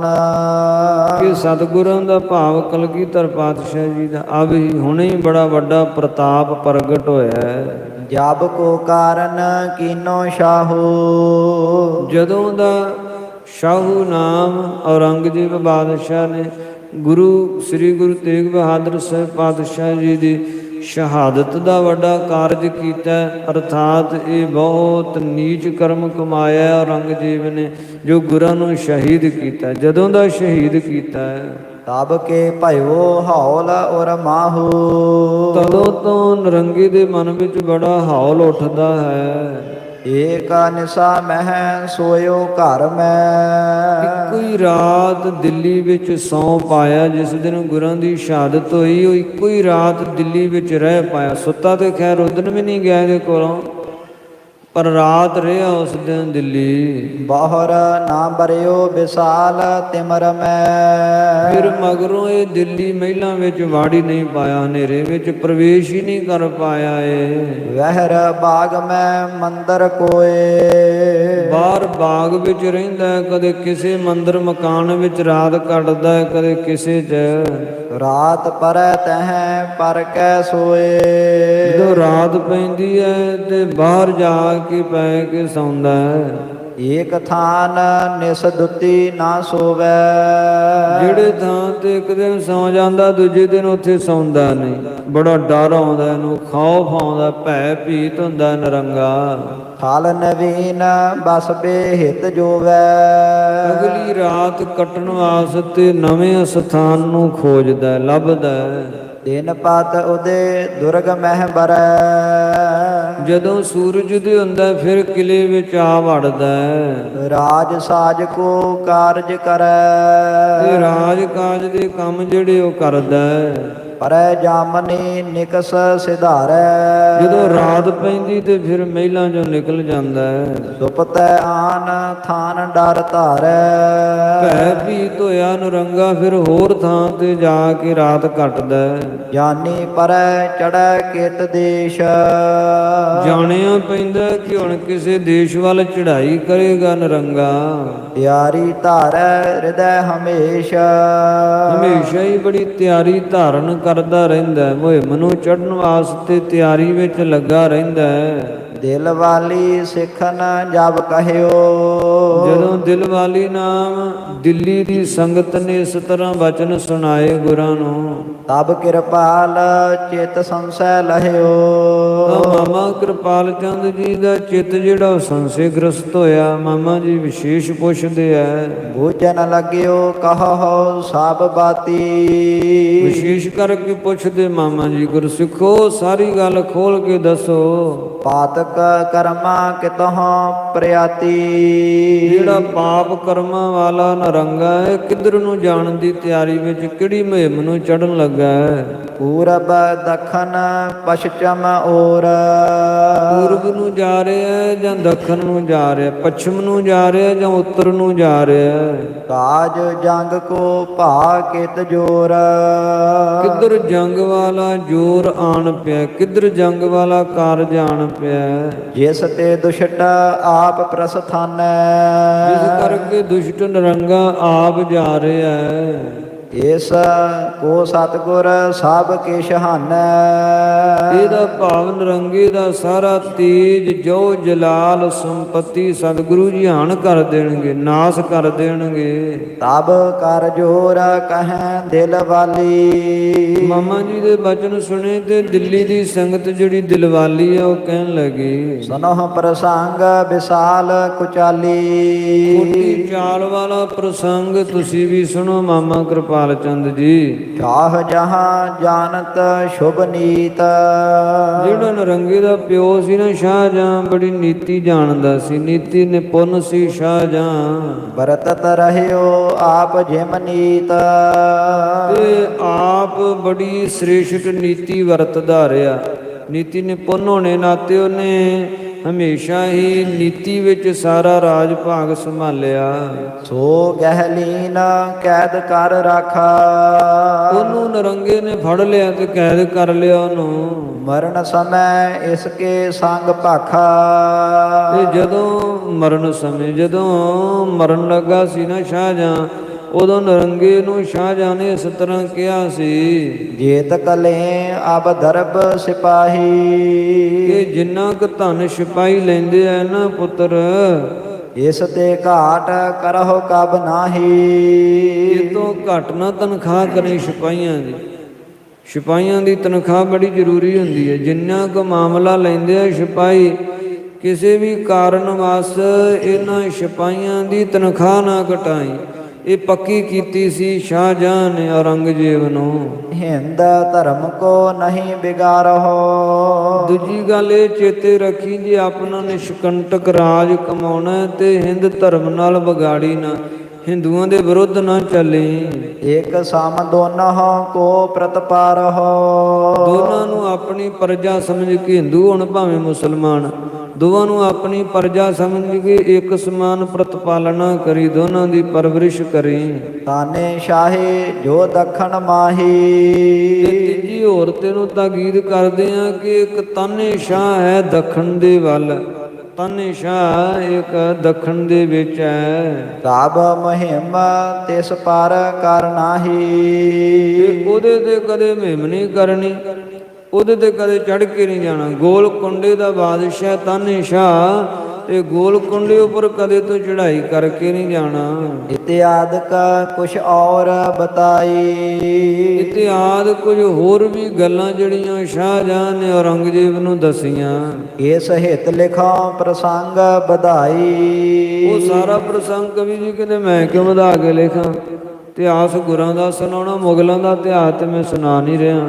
ਇਸ ਵਾਸਤੇ ਬਹੁਤਾ ਵਿਸਥਾਰ ਵੱਲ ਨਹੀਂ ਜਾਣਾ ਉਧਰ ਮੈਂ, ਮੁਗਲਾਂ ਦੇ ਇਤਿਹਾਸ ਵੱਲ। ਕਿ ਇਤਿਹਾਸ ਹੋਰ ਵੀ ਗੱਲਾਂ ਜਿਹੜੀਆਂ ਸ਼ਾਹਜਹਾਂ ਨੇ ਨਰੰਗੇ ਨੂੰ ਸਮਝਾਈਆਂ, ਪੱਕੀ ਕੀਤੀ ਕਿ ਜੇ ਰਾਜ ਕਰਨਾ, ਆਪਣਾ ਸ਼ਾਸਨ ਕਰਨਾ, ਤੇ ਆਪਣੇ ਰਾਜਕੀਏ ਸ਼ਾਸਨ ਦੇ ਵਿੱਚ ਇਹ ਗੱਲਾਂ ਦਾ ਧਿਆਨ ਰੱਖੀ ਕਿ ਪ੍ਰਜਾ ਨੂੰ ਸਮਾਨਿਆ ਦ੍ਰਿਸ਼ਟੀ ਨਾਲ ਵੇਖੀ, ਭਾਵੇਂ ਮੁਸਲਮਾਨ ਹੋਵੇ ਤੇ ਭਾਵੇਂ ਕੋਈ ਹਿੰਦੂ ਹੋਵੇ, ਤੇ ਭਾਵੇਂ ਕੋਈ ਅਨਿਆ ਹੋਰ ਜੋਗੀ ਗੁਰਕਪੰਥੀਆ ਕੋਈ ਵੀ ਹੋਵੇ, ਸਾਰੀ ਪ੍ਰਜਾ ਨੂੰ ਆਪਣੀ ਸੰਤਾਨਵਤ ਸਮਝ ਕੇ ਪਰਵਰਿਸ਼ ਕਰੇ ਜੇ ਆਪਣਾ ਨਿਸ਼ਕੰਟਕ ਰਾਜ ਕਰਨਾ। ਤੇ ਸਿਪਾਹੀ ਜਿਹੜੇ ਹੁੰਦੇ ਆ ਨਾ, ਉਹਨਾਂ ਦੀਆਂ ਤਨਖਾਹਾਂ ਘਟਾਵੀਂ ਨਾ, ਭਾਵੇਂ ਮੁਹਿੰਮਾਂ ਹੋਣ, ਜੰਗ ਹੋਣ ਤੇ ਭਾਵੇਂ ਨਾ ਹੋਣ, ਭਾਵੇਂ ਫੌਜ ਵਿਹਲੀ ਵੀ ਕਿਉਂ ਨਾ ਹੋਵੇ, ਪਰ ਫੌਜੀਆਂ ਦੀ, ਸਿਪਾਹੀਆਂ ਦੀ ਤਨਖਾਹ ਨਾ ਘਟਾਈ। ਤੇ ਤਾਨੇਸ਼ਾਹ ਜਿਹੜਾ ਇੱਧਰ ਗੋਲਕੁੰਡੇ ਦੱਖਣ ਦੇ ਵਿੱਚ ਬਾਦਸ਼ਾਹ ਹੈ, ਉਹ ਤਾਨੇਸ਼ਾਹ ਦੇ ਉੱਤੇ ਕਦੇ ਤੂੰ ਚੜ੍ਹਾਈ ਕਰਕੇ ਨਾ ਜਾਈ, ਤਾਨੇਸ਼ਾਹ ਦੇ ਨਾਲ ਕਦੇ ਜੰਗ ਨਾ ਕਰੀ। ਇਹ ਗੱਲਾਂ ਪੱਕੀ ਕੀਤੀ ਸੀ ਸ਼ਾਹਜਹਾਂ ਨੇ। ਸੁਨ ਕਰ ਪਦਰ ਬਾਗ ਖੁਨ ਸਾਇਓ। ਪਿਓ ਦੀਆਂ ਗੱਲਾਂ ਸੁਣ ਕੇ ਬੜਾ ਖੁਣਸ ਵਿੱਚ ਆਇਆ ਨਰੰਗਾ, ਕਿ ਜਦੋਂ ਜਲਾਲੂਦੀਨ ਮੁਹੰਮਦ ਮੇਰਾ ਪੜਦਾਦਾ ਸਰਜੀਵਤ ਸੀ, ਉਹਨੇ ਨਿਸ਼ਕੰਟਕ ਰਾਜ ਕਾਇਮ ਕੀਤਾ ਸੀ, ਸਲਤਨਤ ਮੁਗਲੀਆ ਦਾ, ਇੱਥੋਂ ਤੱਕ ਕਿ ਰਾਜਪੂਤਾਨੇ ਦੇ ਵਿੱਚ ਵੀ ਫਤਿਹ ਪਾ ਲਈ ਹੋਈ ਸੀ। ਰਾਜਪੂਤਾਨੇ ਦੇ ਵੱਡੇ ਕਿਲੇ, ਚਿਤੌੜ ਦਾ ਕਿਲਾ, ਜੋ ਕਿ ਕਿਲਿਆਂ ਵਿੱਚੋਂ ਸ਼੍ਰੋਮਣੀ ਪ੍ਰਧਾਨ ਕਹਿੰਦੇ, ਗੜ੍ਹ ਤਾਂ ਗੜ੍ਹ ਚਿਤੌੜਗੜ੍ਹ ਬਾਕੀ ਸਭ ਗੜ੍ਹਈਆ। ਬਾਕੀ ਤੇ ਛੋਟੀਆਂ ਛੋਟੀਆਂ ਗੜ੍ਹੀਆਂ ਆਣਗੀਆਂ, ਜੇ ਕਿਲਾ ਹੈ ਤੇ ਚਿਤੌੜ ਦਾ ਕਿਲਾ ਹੈ। ਚਿਤੌੜ ਦੇ ਕਿਲੇ ਵਿੱਚ ਵੱਡੇ ਵੱਡੇ ਨਾਮਵਰ ਸੂਰਮੇ ਜਿਹੜੇ ਸਨਗੇ, ਮਹਾਰਾਣਾ ਪ੍ਰਤਾਪ ਵਰਗੇ, ਜੈਮਲ ਤੇ ਪੱਤੇ ਵਰਗੇ ਵੱਡੇ ਵੱਡੇ ਸੂਰਬੀਰ, ਬਹਾਦਰ ਕੱਲੇ ਵਰਗੇ ਸਨਗੇ, ਜਿਨ੍ਹਾਂ ਨੂੰ ਕਦੀ ਜੰਗ ਦੇ ਵਿੱਚ ਕੋਈ ਪਰਾਸਤ ਨਹੀਂ ਸੀ ਕਰ ਸਕਿਆ। ਪਰ ਜਲਾਲੂਦੀਨ ਮੁਹੰਮਦ ਅਕਬਰ ਨੇ ਉਹਨਾਂ ਦੇ ਵੀ ਰਣ ਭੂਮੀ ਦੇ ਵਿੱਚ ਭਾਵੇਂ ਸਮਾਂ ਤੇ ਲੱਗਿਆ, ਪਰ ਛੱਕੇ ਛੁਡਾ ਦਿੱਤੇ ਤੇ ਚਿਤੌੜ ਦੇ ਉੱਪਰ ਵੀ ਜਲਾਲੂਦੀਨ ਦਾ ਕਬਜ਼ਾ ਹੋਇਆ। ਜਿਉਂ ਜਲਾਲੂਦੀਨ ਚੜ੍ਹਾਈ ਕਰ ਗਿਆ, ਉਹਦੇ ਤੋਂ ਮਗਰੋਂ ਜਿਵੇਂ ਰਾਜ ਘਟਦਾ ਗਿਆ, ਜਹਾਂਗੀਰ ਦੇ ਕੋਲੋਂ ਵੀ ਰਾਜਕੀय ਸ਼ਾਸਨ ਸਹੀ ਢੰਗ ਨਾਲ ਨਹੀਂ ਹੋਇਆ, ਤੇ ਮੇਰੇ ਪਿਓ ਕੋਲੋਂ ਭਾਵ ਸ਼ਾਹਜਹਾਂ ਕੋਲੋਂ ਵੀ ਚੰਗੀ ਤਰ੍ਹਾਂ ਰਾਜਕੀय ਸ਼ਾਸਨ ਕਾਇਮ ਨਹੀਂ ਹੋਇਆ। ਜਿੰਨਾ ਸ਼ਾਸਨ, ਜਿੰਨੀ ਅਵਨੀ, ਜਿੰਨਾ ਰਾਜ ਜਲਾਲੂਦੀਨ ਮੁਹੰਮਦ ਅਕਬਰ ਦੇ ਕਾਲ ਸਮੇਂ ਸੀ, ਉਹਨਾਂ ਰਾਜ ਮਗਰੋਂ ਕਾਇਮ ਹੀ ਨਹੀਂ ਕਰ ਪਾਏ। ਆਪਣੇ ਦੇਸ਼ ਦੀਆਂ, ਆਪਣੇ ਰਾਜ ਦੀਆਂ ਜਿਹੜੀਆਂ ਸੀਮਾਵਾਂ ਸਨਗੀਆਂ, ਉਹਨਾਂ ਨੂੰ अन्य ਛੋਟੇ ਛੋਟੇ ਰਾਜ ਤੇ ਰਜਵਾੜੇ ਅਤੀਕ੍ਰਮਣ ਕਰਦੇ ਗਏ, ਪਰ ਤੁਸੀਂ ਉਹਨਾਂ ਦਾ ਮੁਕਾਬਲਾ ਨਹੀਂ ਕਰ ਪਾਏ। ਤੁਹਾਡੇ ਕੋਲੋਂ ਕਿਹੜਾ ਚੰਗਾ ਰਾਜ ਸੰਭਾਲਿਆ ਗਿਆ ਤੇ ਮੈਨੂੰ ਸਿੱਖਿਆ ਪਏ ਦੇ ਰਹੇ ਹੋ, ਮੈਂ ਨਿਸ਼ਕੰਟਕ ਰਾਜ ਕਰਾਂਗਾ। ਆਪਣੇ ਪਿਓ ਦੀਆਂ ਸਿੱਖਿਆਵਾਂ ਨੂੰ ਸੁਣ ਕੇ ਸਗੋਂ ਖੁਣਸ ਖਾਧੀ ਆ ਔਰੰਗਜ਼ੇਬ ਨੇ। ਇਹ ਕਹਿੰਦਾ ਤੁਸੀਂ ਰਾਜ ਸਹੀ ਢੰਗ ਨਾਲ ਕਰ ਨਹੀਂ ਪਾਏ, ਤੇ ਤੁਹਾਨੂੰ ਢੰਗ ਵੀ ਨਹੀਂ ਆਇਆ ਕਰਨ ਦਾ, ਮੈਂ ਕਰਕੇ ਵਿਖਾਵਾਂਗਾ ਤੁਹਾਨੂੰ ਕਿਵੇਂ ਰਾਜ ਕਰੀਦਾ। ਬੂਝਿਓ ਕਹਾਂ ਦੋਸ਼ ਲੱਖ ਪਾਇਓ। ਪੁੱਛਿਆ ਕਿ ਇਹਨਾਂ ਗੱਲਾਂ 'ਚ ਕੀ ਦੋਸ਼ ਕੀ ਹੈ? ਕਿਉਂ ਨਾ ਤਾਨੇਸ਼ਾਹ ਦੇ ਮੈਂ ਚੜ੍ਹਾਈ ਕਰਕੇ ਜਾਵਾਂ, ਕਿਉਂ ਨਾ ਮੈਂ ਹਿੰਦੂਆਂ ਨੂੰ ਜਬਰਨ ਮੁਸਲਮਾਨ ਬਣਾਵਾਂ, ਜਦ ਮੇਰਾ ਰਾਜ ਹੈ, ਮੈਂ ਆਪਣੇ ਰਾਜ ਦਾ ਸਿੱਕਾ ਕਿਉਂ ਨਾ ਚਲਾਵਾਂ? ਇਹਦੇ ਵਿੱਚ ਦੋਸ਼ ਹੀ ਕੀ ਹੈ? ਪਿਓ ਨੂੰ ਪੁੱਛਦਾ ਹੈ। ਜੋ ਵਰਜੀ ਤੈਸੇ ਸਭ ਕਰਹੁ। ਜਿਵੇਂ ਵਰਜਿਆ ਤੁਸਾਂ ਨੇ ਉਸੇ ਤਰ੍ਹਾਂ ਕਰਾਂਗਾ। ਪਿਓ ਨੂੰ ਨਰੰਗਾ ਕਹਿੰਦਾ, ਜਿਵੇਂ ਜਿਹੜੀਆਂ ਗੱਲਾਂ ਤੋਂ ਮੈਨੂੰ ਤੁਸਾਂ ਵਰਜਿਆ ਨਹੀਂ ਕਰਨੀਆਂ, ਉਹ ਕਰਕੇ ਵਿਖਾਵਾਂਗਾ ਮੈਂ, ਤੇ ਆਪਣਾ ਬਲ ਤੈਨੂੰ ਜਿਤਾਵਾਂਗਾ, ਦੱਸਾਂਗਾ ਕਿ ਮੈਂ ਕਿੱਡਾ ਬਲਿਸ਼ਟ ਹਾਂ, ਕਿੱਡਾ ਬਲੀ ਹਾਂ, ਕਿੱਡਾ ਸੂਝਵਾਨ ਤੇ ਕਿੱਡਾ ਸਿਆਣਾ। ਆਪਣੇ ਤੇਜ, ਆਪਣੇ ਬਲ, ਆਪਣੀ ਬੁੱਧੀ, ਆਪਣੀ ਸਿਆਣਪ ਦਾ ਬੜਾ ਹੰਕਾਰ ਔਰੰਗਜ਼ੇਬ ਨੂੰ। ਤੇ ਪਿਓ ਦੀਆਂ ਜਿਹੜੀਆਂ ਗੱਲਾਂ ਸੀ, ਪਿਓ ਦਾ ਅਨੁਭਵ ਸੀ, ਉਹਨੇ ਵੀ ਰਾਜ ਕੀਤਾ ਸੀ। ਅਨੁਭਵ ਹੁੰਦਾ ਹੈ, ਜਿਹਨੇ ਜਿਹੜਾ ਕਾਰਜ ਕੀਤਾ ਹੋਵੇ ਉਹਨੂੰ ਉਸ ਕਾਰਜ ਦਾ ਅਨੁਭਵ ਹੁੰਦਾ ਹੈ। ਸ਼ਾਹਜਹਾਂ ਨੇ ਰਾਜ ਕੀਤਾ ਸੀ, ਉਹਨੂੰ ਅਨੁਭਵ ਸੀ ਰਾਜਕੀय ਸ਼ਾਸਨ ਸਹੀ ਢੰਗ ਨਾਲ ਕਿਵੇਂ ਚਲਾਉਣਾ ਹੈ, ਪਰ ਨਹੀਂ ਮੰਨੀ ਇੱਕ ਵੀ ਗੱਲ। ਜੋ ਵਰਜੀਆਂ ਉਹਦੇ ਉਲਟ ਚੱਲਿਆ ਨਰੰਗਾ। ਜਗ ਕੋ ਨਿਜ ਮਰਜੀ ਅਨੁਸਾਰ ਹੋ। ਲਗਾ ਜਗਤ ਦੀ ਮਰਜ਼ੀ ਨਾਲ ਮੈਂ ਨਹੀਂ ਚੱਲਾਂਗਾ, ਜਗਤ ਨੂੰ ਆਪਣੀ ਮਰਜ਼ੀ ਦੇ ਅਨੁਸਾਰ ਚਲਾਵਾਂਗਾ। ਸੁਨ ਤਬ ਸ਼ਾਹਜਹਾਂ ਸਮਝਾਈ। ਸੁਣ ਕੇ ਸ਼ਾਹਜਹਾਂ ਨੇ ਸਮਝਾਇਆ, ਜੋ ਤੂੰ ਕਰਹਿ ਬਿਗੜ ਅਸ ਜਾਈ। ਇਸ ਤਰ੍ਹਾਂ ਕੰਮ ਕਰੇਗਾ ਨਾ ਤੇ ਰਾਜ ਤੇਰਾ ਵਿਗੜ ਜਾਣਾ ਹੀ। ਨੌਕਰਾਨ ਜੇ ਧਨ ਦੇ ਥੋੜਾ। ਜੇ ਨੌਕਰਾਂ ਨੂੰ, ਸਿਪਾਹੀਆਂ ਨੂੰ ਧਨ ਹੀ ਥੋੜਾ ਦੇਵੇਂਗਾ ਤੇ ਇਹਦੇ ਵਿੱਚ ਕਿੱਡਾ ਵੱਡਾ ਨੁਕਸਾਨ ਹੈ। ਮਾਤਰੇ ਨਹੀਂ ਕਿ ਸਿਪਾਹੀਆਂ ਨੂੰ ਧਨ ਥੋੜਾ ਦੇਵਾਂਗਾ ਤੇ ਫਿਰ ਕਿਹੜਾ ਉਹ ਨੌਕਰੀ ਛੱਡ ਕੇ ਚਲੇ ਜਾਂ ਚਲੇ ਵੀ ਜਾਣਗੇ ਤੇ ਹੋਰ ਰੱਖ ਲਵਾਂਗਾ। ਇੰਨੀ ਕੁ ਗੱਲ ਨਹੀਂ ਹੈ, ਇੰਨੀ ਕੁ ਨਾ ਸੋਚ ਸਮਝੀ ਸਿਪਾਹੀਆਂ ਨੂੰ ਧਨ ਥੋੜਾ ਦਵਾਂਗਾ, ਇਹਦੇ ਵਿੱਚ ਕਿੱਡਾ ਵੱਡਾ ਨੁਕਸਾਨ ਹੈ, ਸੁਣ ਤੈਨੂੰ ਦੱਸਦਾ। ਹੋਰ ਜੇ ਹੈ ਜਿਨ ਲਾਭ ਨਾ ਔਰਾ, ਉਹਨਾਂ ਦਾ ਧਨ ਥੁੜ ਜੇਗਾ। ਸਿਪਾਹੀਆਂ ਦੇ ਘਰ ਪਰਿਵਾਰ ਦਾ ਗੁਜ਼ਰ ਨਿਰਵਾਹ ਜਿਹੜਾ ਉਹ ਸਹੀ ਢੰਗ ਨਾਲ ਨਹੀਂ ਚੱਲਣਾ, ਕਿਉਂਕਿ ਉਹਨਾਂ ਨੂੰ ਹੋਰ ਕਿਧਰੋਂ ਲਾਭ ਥੋੜੀ। ਸਿਪਾਹੀ ਜਿਹੜੇ ਤੇਰੀ ਫੌਜ 'ਚ ਕੰਮ ਕਰਦੇ ਸਿਪਾਹੀ ਹੈ, ਉਹਨਾਂ ਨੇ ਕਿਹੜਾ ਬਾਹਰ ਜਾ ਕੇ ਦਿਹਾੜੀਆਂ ਲਾ ਲੈਣੀਆਂ, ਜਾਂ ਉਹਨਾਂ ਨੇ ਕਿਹੜਾ ਹੋਰ ਕੋਈ ਕਿੱਤਾ ਕੰਮ ਕਰ ਲੈਣਾ, ਵਪਾਰ ਕਰ ਲੈਣਾ। ਤੇਰੇ ਸਿਪਾਹੀ ਤੇ ਫੌਜ ਵਿੱਚ ਹੀ ਰਹਿਣਾ ਨਾ ਉਹਨਾਂ ਨੇ, ਤੇ ਜੇ ਉਹਨਾਂ ਨੂੰ ਧਨ ਥੋੜਾ ਦੇਵੇਂਗਾ ਤੇ ਉਹਨਾਂ ਦਾ ਲਾਭ ਘਟ ਜਾਣਾ, ਪਰਿਵਾਰ ਦਾ ਗੁਜ਼ਰ ਨਿਰਵਾਹ ਉਹਨਾਂ ਦਾ ਘਟ ਜਾਣਾ ਹੈ। ਤਿਨ ਕੇ ਪੁੱਤਰ ਇਲਮ ਬਿਨ ਰਹਿ, ਜੇ ਕੋਲ ਮਾਇਆ ਨਹੀਂ ਹੋਵੇਗੀ ਤੇ ਆਪਣੇ ਪੁੱਤਰਾਂ ਨੂੰ, ਆਪਣੇ ਬੱਚਿਆਂ ਨੂੰ ਪੜ੍ਹਾਉਣਗੇ ਕਿਵੇਂ? ਤੇ ਜਦੋਂ ਪੜ੍ਹਾ ਨਹੀਂ ਪਾਉਣਗੇ ਤੇ ਉਹਨਾਂ ਦੇ ਬੱਚੇ ਅਨਪੜ੍ਹ ਰਹਿ ਜਾਣਗੇ। ਤੇ ਅਨਪੜ੍ਹਤਾ ਸਭ ਤੋਂ ਵੱਡਾ ਕਲੰਕ ਹੁੰਦਾ ਹੈ। ਅਨਪੜ੍ਹਤਾ ਜਿਹੜੀ ਹੈ ਉਹ ਸ਼ਾਸਨ ਕਾਇਮ ਨਹੀਂ ਰਹਿਣ ਦਿੰਦੀ। ਜਦ ਕਿ ਇਸਲਾਮ ਦਾ, ਇਹ ਮੁਗਲਾਂ ਦਾ ਰਾਜ ਹੈ, ਤੇ ਮੁਗਲਾਂ ਵਿੱਚ ਪੜ੍ਹਾਈ ਦੀ ਵਿਸ਼ਿਸ਼ਟਤਾ ਹੋਣੀ ਚਾਹੀਦੀ, ਵਿਦਵਤਾ ਹੋਣੀ ਚਾਹੀਦੀ ਹੈ। ਵਿਦਵਤਾ ਹੀ ਸ਼ਾਸਨ ਕਾਇਮ ਕਰ ਸਕਦੀ ਹੈ। ਤੇ ਤੇਰੇ ਸਿਪਾਹੀ ਜਦ ਉਹਨਾਂ ਨੂੰ ਮਾਇਆ ਪੂਰੀ ਨਹੀਂ ਦੇਵੇਂਗਾ, ਉਹਨਾਂ ਦੇ ਬੱਚੇ ਪੜ੍ਹ ਕੀ ਪਾਉਣਗੇ? ਜਦੋਂ ਪੂਰਾ ਜਾ ਕੇ ਮਲਾਣਿਆਂ ਨੂੰ ਜਾਂ ਅਧਿਆਪਕਾਂ ਨੂੰ ਪੂਰੀਆਂ ਫੀਸਾਂ ਨਹੀਂ ਤਾਰ ਸਕਣਗੇ, ਕੋਈ ਕਿਤਾਬਾਂ ਨਹੀਂ ਖਰੀਦ ਪਾ ਸਕਣਗੇ, ਉਹ ਪੜ੍ਹ ਨਹੀਂ ਪਾ ਸਕਣਗੇ, ਤੇ ਅਨਪੜ੍ਹ ਰਹਿ ਜਾਣਗੇ। ਜਦ ਘਰ ਦਾ ਗੁਜ਼ਾਰਾ ਨਾ ਹੋਵੇਗਾ ਤੇ ਉਹਨਾਂ ਨੂੰ ਪੜ੍ਹਾਈ ਮਜਬੂਰਨ ਛੱਡਣੀ ਪੈਣੀ ਹੈ। ਕੈਬੇ ਹੇਤ ਜੀਵਕਾ ਚਹੈ, ਫਿਰ ਘਰ ਪਰਿਵਾਰ ਦੇ ਨਿਰਵਾਹ ਵਾਸਤੇ ਉਪਜੀਵਕਾ ਚਾਹਣਗੇ, ਕੋਈ ਇੱਧਰ ਉੱਧਰ ਹੋਰ ਕਿੱਤਾ ਕਰੇਗਾ। ਪੜ੍ਹਾਈ ਤੇ ਛੱਡਣੀ ਪਵੇਗੀ ਨਾ ਉਹਨਾਂ ਨੂੰ, ਤੇ ਪੜ੍ਹਾਈ ਛੱਡੀ ਤੇ ਅਨਪੜ੍ਹ ਰਹਿ ਜਾਣਗੇ। ਜੇ ਆਪਣਾ ਹੀ ਦੇਸ਼ ਤਥਾ ਆਪਣੀ ਹੀ ਰਿਆਇਆ, ਆਪਣੇ ਹੀ ਧਰਮ ਦੇ ਲੋਕ ਅਨਪੜ੍ਹ ਰਹਿ ਜਾਣ ਤੇ ਕਿੰਨਾ ਸਮਾਂ ਰਾਜ ਕਾਇਮ ਰਹਿ ਸਕਦਾ ਹੈ? ਕੋਈ ਅਧਿਕ ਸਮਾਂ ਰਾਜ ਕੀ ਸ਼ਾਸਨ ਕਾਇਮ ਨਹੀਂ ਰਹਿ ਸਕਦਾ, ਕਿਉਂਕਿ ਰਾਜ ਜਿੱਥੇ ਬਾਹੂ ਬਲ ਦੇ ਨਾਲ ਅਰਜਿਤ ਕੀਤਾ ਜਾ ਸਕਦਾ, ਉੱਥੇ ਬੁੱਧੀ ਬਲ ਦੇ ਨਾਲ ਚਲਾਇਆ ਜਾ ਸਕਦਾ। ਰਾਜ ਕਾਇਮ ਕਰਨਾ ਬਾਹੂ ਬਲ ਦੇ ਨਾਲ ਸੰਭਵ ਹੈ, ਕਿਉਂਕਿ ਜਿਹੜਾ ਰਾਜ ਹੈ ਉਹ ਤੇਗ ਦੇ ਬਲ ਦੇ ਨਾਲ, ਤਲਵਾਰ ਦੇ ਬਲ ਦੇ ਨਾਲ ਹੀ ਅਰਜਿਤ ਕੀਤਾ ਜਾ ਸਕਦਾ ਹੈ। ਕੋਈ ਕਿਸੇ ਕੋ ਰਾਜ ਨਾ ਦੇ, ਜੋ ਲੈ ਨਿਜ ਬਲ ਸੇ ਲੈ। ਰਾਜ ਬਲ ਨਾਲ ਹਾਸਲ ਹੁੰਦਾ, ਪਰ ਬਲ ਨਾਲ ਚੱਲਦਾ ਨਹੀਂ ਹੈ।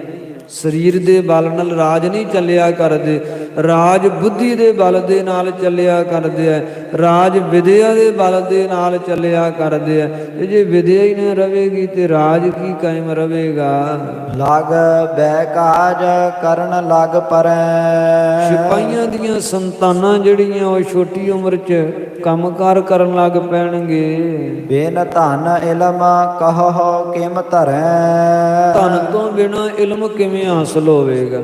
ਧਨ ਤੋਂ ਬਿਨਾਂ ਇਲਮ ਹਾਸਲ ਹੋ ਹੀ ਨਹੀਂ ਸਕਦਾ। ਮਾਇਆ ਬਿਨਾਂ ਵਿਦਿਆ ਕਿਵੇਂ ਪ੍ਰਾਪਤ ਹੋ ਸਕਦੀ ਹੈ? ਕਿਉਂਕਿ ਜੇ ਚਲੋ ਕਿਸੇ ਦੀ ਸੇਵਾ ਕਰਕੇ ਆਪਾਂ ਇਲਮ ਹਾਸਲ ਕਰ ਲਈਦਾ ਹੈ, ਕਿਉਂਕਿ ਇਲਮ ਹਾਸਲ ਕਰਨ ਦੀਆਂ 3 ਜੁਗਤੀਆਂ ਦੱਸੀਆਂ ਹੋਈਆਂ ਹਨਗੀਆਂ। ਜਾਂ ਤਾਂ ਵਿਦਿਆ ਜਿਹੜੀ ਆ ਉਹ ਸੇਵਾ ਕਰਕੇ ਪ੍ਰਾਪਤ ਕੀਤੀ ਜਾ ਸਕਦੀ ਹੈ, ਅਧਿਆਪਕ ਦੀ ਸੇਵਾ ਕਰਕੇ, ਜਾਂ ਵਿਦਿਆ ਜਿਹੜੀ ਧਨ ਦੇ ਕੇ ਅਧਿਆਪਕ ਨੂੰ ਹਾਸਲ ਕੀਤੀ ਜਾ ਸਕਦੀ ਹੈ, ਜਾਂ ਵਿਦਿਆ ਕੁਝ ਆਪਾਂ ਨੂੰ ਆਉਂਦਾ ਅਗਲੇ ਨੂੰ ਸਿਖਾ ਦਿਓ, ਤੇ ਜਾਂ ਜੋ ਅਗਲੇ ਨੂੰ ਆਉਂਦਾ ਉਹ ਆਪ ਸਿੱਖ ਲਿਓ। ਵਿਦਿਆ ਵਿਦਿਆ ਹੋਏ, ਤ੍ਰਿਤੀ ਵਿਦ ਵਿਦਿਆ ਕਹੇ ਦੂਜੋ ਚੌਥੋ ਏਤ ਨਾ ਕੋਈ। 3 ਤਰੀਕਿਆਂ ਨਾਲ ਵਿਦਿਆ ਪ੍ਰਾਪਤ ਹੁੰਦੀ ਹੈ। ਪਰ ਜਿਹੜੀ ਵਿਦਿਆ ਸੇਵਾ ਕਰਕੇ ਕਿਸੇ ਨੇ ਹਾਸਲ ਕਰਨੀ ਹੈ, ਤੇ ਸੇਵਾ ਵੀ ਉਹੀ ਬੱਚਾ ਕਰ ਪਾਵੇਗਾ ਨਾ ਜਿਹਨੂੰ ਆਪਣੇ ਘਰ ਪਰਿਵਾਰ ਦਾ ਕੋਈ ਫਿਕਰ ਨਹੀਂ, ਘਰ ਦਾ ਗੁਜ਼ਾਰਾ ਸੋਹਣਾ ਚੱਲ ਰਿਹਾ। ਤੇ ਜੇ ਘਰ ਵਿੱਚ ਮਾਤਾ ਪਿਤਾ अन्य संबंधी गण उन्होंने गुजारा नहीं हो रहा तो उन्होंने कहना इन्हों पुत को काम धंधा कर होना घर का गुजारा चलेगा तो वह की जाके अध्यापक की सेवा कर पाएगा जो उन्होंने कोई काम धंधा करना पिया। इस वास्ते ਧਨ ਹੀ ਵਿਦਿਆ ਦੀ ਪ੍ਰਾਪਤੀ ਦਾ ਮੂਲ ਕਾਰਨ ਹੈ। ਜੇ ਧਨ ਨਹੀਂ ਹੈ ਤੇ ਵਿਦਿਆ ਪ੍ਰਾਪਤ ਨਹੀਂ ਹੋ ਸਕਦੀ। ਮੂਰਖ ਰਹਿ ਦੋਸ਼ ਇਹ ਭਾਰੋ, ਤੇ ਦੇਸ਼ ਵਾਸੀ ਤਥਾ ਆਪਣੀ ਹੀ ਰਿਆਇਆ ਦੇ ਲੋਕ ਮੂਰਖ ਹੋ ਜਾਣਗੇ, ਵਿਦਿਆ ਤੋਂ ਬਿਨਾਂ ਅਨਪੜ੍ਹ ਹੋ ਜਾਣਗੇ। ਇਹ ਭਾਰੀ ਵੱਡਾ ਦੋਸ਼, ਇਹ ਕਲੰਕ ਹੈ ਵੱਡਾ। ਜਾਂ ਤੇ ਘਾਟ ਕਰਨ ਨਹਿ ਧਾਰੋ, ਤੇ ਮਾਮਲਾ ਘੱਟ ਨਾ ਕਰੀ ਸਿਪਾਹੀਆਂ ਦਾ। ਮਾਇਆ ਵਧਾਵੀਂ ਤਨਖਾਹ, ਸਮੇਂ ਸਮੇਂ ਨਾਲ ਮਹਿੰਗਾਈ ਵੱਧਦੀ ਹੈ, ਮਾਮਲਾ ਵਧਾਵੀਂ ਨਾ ਕਿ ਤਨਖਾਹਾਂ ਘਟਾਵੀਂ। ਇਹਦੇ ਵਿੱਚ ਭਾਵੇਂ ਤੈਨੂੰ ਅੱਜ ਇਹ ਮਹਿਸੂਸ ਹੋਵੇ ਕਿ ਧਨ ਕੋਸ਼ ਵਿੱਚ ਮੈਂ ਅਧਿਕ ਜਮ੍ਹਾਂ ਕਰ ਲਵਾਂਗਾ, ਪਰ ਸਮਾਂ ਆਉਣ ਤੇ ਪਤਾ ਲੱਗੇਗਾ ਕਿ ਧਨ ਤਾਂ ਭਾਵੇਂ ਕੋਸ਼ ਵਿੱਚ ਜਮ੍ਹਾਂ ਅਧਿਕ ਕਰ ਲਿਆ, ਪਰ ਉਹ ਧਨ ਦਾ ਲਾਭ ਕੀ ਹੈ ਕਿ ਸ਼ਾਸਨ ਕਰਨ ਵਾਲੀ ਵਿਦਵਤਾ ਕੋਲ ਨਹੀਂ ਰਹੀ। ਆਉਣ ਵਾਲੇ ਸਮੇਂ ਵਿੱਚ ਕੋਈ ਵਿਦਿਆ ਨਹੀਂ ਪੜ੍ਹ ਸਕੇਗਾ, ਕੌਣ ਇਸ ਰਾਜਕੀय ਸ਼ਾਸਨ ਤੇ ਬੈਠੇਗਾ। ਜੇ ਤੂੰ ਇਹ ਕਵੇਂ ਕਿ ਮੇਰਾ ਪੜਦਾਦਾ ਜਲਾਲੂਦੀਨ ਮੁਹੰਮਦ ਅਕਬਰ ਬਿਲਕੁਲ ਚਿੱਟਾ ਅਨਪੜ੍ਹ ਸੀ ਚਿੱਟਾ ਅਨਪੜ੍ਹ, ਪਰ ਉਹਦੇ ਕੋਲ ਜਿਹੜੇ ਬੈਠੇ 9 ਰਤਨ ਉਹ ਪੜ੍ਹੇ ਲਿਖੇ ਕਿ ਨਹੀਂ, ਉਹ ਜਾਣਦੇ ਹੈ ਕਿ ਨਹੀਂ, ਇਲਮ ਨੂੰ ਜਾਣਦੇ। ਉਹ ਸਾਰੇ ਟੋਡਰਮਲ ਹੋਵੇ ਤੇ ਭਾਵੇਂ ਉਹ ਬੀਰਬਲ ਹੋਵੇ, ਅਕਬਰ ਦਾ ਵਜ਼ੀਰ ਜਿਹੜਾ ਹੈ, ਇਸੇ ਪ੍ਰਕਾਰ ਜਾਂ ਹੋਰ ਜਿਹੜੇ ਉਹਦੇ ਸਭਾ ਸਦਗਣ ਹਨਗੇ, ਉਹ ਸਾਰੇ ਵਿਦਿਆ ਦੇ ਵਿੱਚ ਪ੍ਰੰਗਤ ਹੈ ਕਿ ਨਹੀਂ। ਭਾਵੇਂ ਜਲਾਲੂਦੀਨ ਅਕਬਰ ਹੈ, ਪਰ ਉਹਦੇ ਨਿਕਟ ਜਿਹੜੇ ਸਲਾਹਕਾਰ ਪੜ੍ਹੇ ਲਿਖੇ ਵਿਦਵਾਨ ਹਨਗੇ।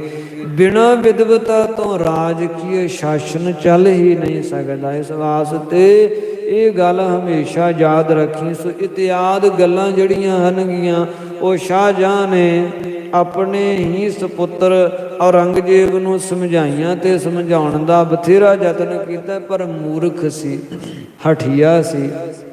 ਜਾਂ ਇਸ ਤਰ੍ਹਾਂ ਕਹਿ ਲਓ ਨਾ, ਜਿਵੇਂ 10ਵੇਂ ਗੁਰੂ ਗ੍ਰੰਥ ਸਾਹਿਬ ਜੀ ਵਿੱਚ ਇੱਕ ਕਥਾ ਆਉਂਦੀ ਹੈ ਕਿ ਇੱਕ ਮਨੁੱਖ ਸੀ ਤੇ ਉਹਦਾ ਵਿਵਾਹ ਹੋਇਆ, ਪਾਣੀ ਗ੍ਰਹਿਣ ਹੋਇਆ, ਤੇ ਜਿਹੜੀ ਪਤਨੀ ਘਰ ਲਿਆਂਦੀ ਪਾਤਸ਼ਾਹ ਲੈ ਕੇ ਕਹਿੰਦੇ ਨਾਰ ਕਿਦੋਂ ਘਰ ਨਾ ਹਰਾਂਦੀ, ਪਾਣੀ ਕੇ ਮੰਗਤ ਪਾਥਰ ਮਾਰਤ, ਨਾਰ ਕਿਦੋਂ ਘਰ ਨਾ ਹਰਾਂਦੀ।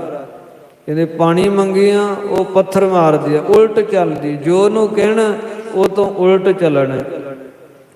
ਤੇ ਇੱਕ ਦਿਨ ਉਹ ਸੋਚਦਾ ਹੈ ਕਿ ਪਿੱਤਰਾਂ ਦਾ ਦਿਨ ਆ ਰਿਹਾ ਹੈ, ਵੱਡਿਆਂ ਵਡੇਰਿਆਂ ਦੇ ਯੱਗ ਕਰਨਾ ਬਣਦਾ ਹੈ, ਉਹਨਾਂ ਦੇ ਨਿਮਿਤ ਭੋਜਨ ਪ੍ਰਸ਼ਾਦਾ ਛਕਾਉਣਾ ਬਣਦਾ, ਤੇ ਜਿਹਨੂੰ ਕਿਹਾ ਤੇ ਇਹਨੇ ਕਰਨ ਨਹੀਂ ਦੇਣਾ, ਤੇ ਇਹਨੂੰ ਪੁੱਠਾ ਹੀ ਕਹੀਏ। ਉਹ ਕਹਿਣ ਲੱਗਾ ਕਿ ਇਸ ਭੱਦਰੇ ਆਪਾਂ ਨਾ ਪਿੱਤਰਾਂ ਦਾ ਐਗਤੀ ਜੱਗ ਨਹੀਂ ਕਰਾਉਣਾ, ਆਪਾਂ ਬ੍ਰਹਮ ਭੋਜ ਕਰਾਉਣਾ ਨਹੀਂ। ਉਹ ਕਹਿੰਦੀ ਮੈਂ ਤੇ ਕਰਵਾਵਾਂਗੀ, ਮੈਂ ਤੇ ਕਰਵਾਵਾਂਗੀ। ਚੱਲ ਅੱਛਾ ਕਰਾ ਲਵੇਂ। ਜਦੋਂ ਸਾਰੇ ਬ੍ਰਾਹਮਣ ਗਣ ਆਏ, ਭੋਜਨ ਪ੍ਰਸ਼ਾਦਾ ਛਕਾਇਆ, ਤੇ ਸੋਚਿਆ ਇਹਨੇ ਇਹਨਾਂ ਨੂੰ ਪੂਜਾ ਕੋਈ ਦੇਣੀ ਕੋਈ ਨਹੀਂ ਹੈ। ਕਹਿਣ ਲੱਗਾ ਆਪਾਂ ਇਹਨਾਂ ਨੂੰ ਕੁਝ ਵੀ ਨਹੀਂ ਦੇਣਾ, ਰੋਟੀ ਖਵਾਤੀ ਹੋਰ ਕੀ ਦੇਣਾ। ਨਹੀਂ ਮੈਂ ਤਾਂ ਇਹਨਾਂ ਨੂੰ ਦਕਸ਼ਨਾ ਦੇ ਕੇ ਤੋਰਾਂਗੀ। ਚੱਲ ਅੱਛਾ ਦੇ ਲਵੇਂ। ਉਲਟ ਕਹਿ ਕੇ ਸਾਰੇ ਕੰਮ ਕਰਵਾ ਲਏ। ਤੇ ਜਦੋਂ ਸਾਰਾ ਦਿਨ ਲੰਘ ਗਿਆ ਤੇ ਸ਼ਾਮਾਂ ਨੂੰ ਪਾਣੀ ਮੰਗਿਆ ਪੀਣ ਵਾਸਤੇ, ਤੇ ਅੱਗੋਂ ਪੱਥਰ ਮਾਰਿਆ। ਸੋਚਦਾ ਇਹਨੂੰ ਕਿਸੇ ਬੰਨੇ ਕਿਨਾਰੇ ਲਾਵਾਂ। ਕਹਿਣ ਲੱਗਾ ਕਿ ਮੈਂ ਤੇਰੇ ਪੇਕੇ ਭਾਵ ਆਪਣੇ ਸਹੁਰੇ ਜਾਣਾ, ਪਰ ਤੈਨੂੰ ਨਾਲ ਲੈ ਕੇ ਨਹੀਂ ਜਾਣਾ। ਨਹੀਂ ਮੈਂ ਤੇ ਨਾਲ ਹੀ ਜਾਵਾਂਗੀ। ਚੱਲ ਅੱਛਾ ਫਿਰ ਚੱਲ। ਰਾਜ ਨਦੀ ਪੈਂਦੀ। ਕਹਿਣ ਲੱਗਾ ਤੂੰ ਬੇੜੀ ਤੇ ਚੜ ਜਾ। ਨਹੀਂ ਮੈਂ ਤੇ ਨਦੀ ਤਰਕੀ ਪਾਰ ਕਰਾਂਗੀ। ਚੱਲ ਅੱਛਾ ਫਿਰ ਇਸ ਤਰ੍ਹਾਂ ਹੀ ਕਰ ਲਾ। ਤੇ ਉਹ ਜਿਹੜੀ ਹੈ ਮੱਝ ਦੀ ਪੂਛ ਫੜ ਕੇ ਗਾਈਂ ਦੀ ਤੇ ਚੱਲ ਪਈ ਨਦੀ ਵਿੱਚ, ਤਰ ਕੇ ਮੈਂ ਪਾਰ ਕਰਾਂਗੀ। ਆਪ ਬੇੜੀ 'ਚ ਬੈਠਾ, ਅੱਧ 'ਚ ਗਈ, ਕਹਿੰਦਾ ਪੂਛ ਘੁੱਟ ਕੇ ਫੜੀ, ਛੱਡੀ ਨਾ ਡੁੱਬ ਜਾਏਗੀ। ਨਹੀਂ ਮੈਂ ਤੇ ਛੱਡ ਦਿਆਂਗੀ। ਉੱਥੇ ਛੱਡਦੀ ਤੇ ਵਿੱਚ ਹੀ ਡੁੱਬ ਗਈ, ਰੁੜ ਕੇ ਪ੍ਰਾਣ ਨਾਸ ਹੋ ਗਏ।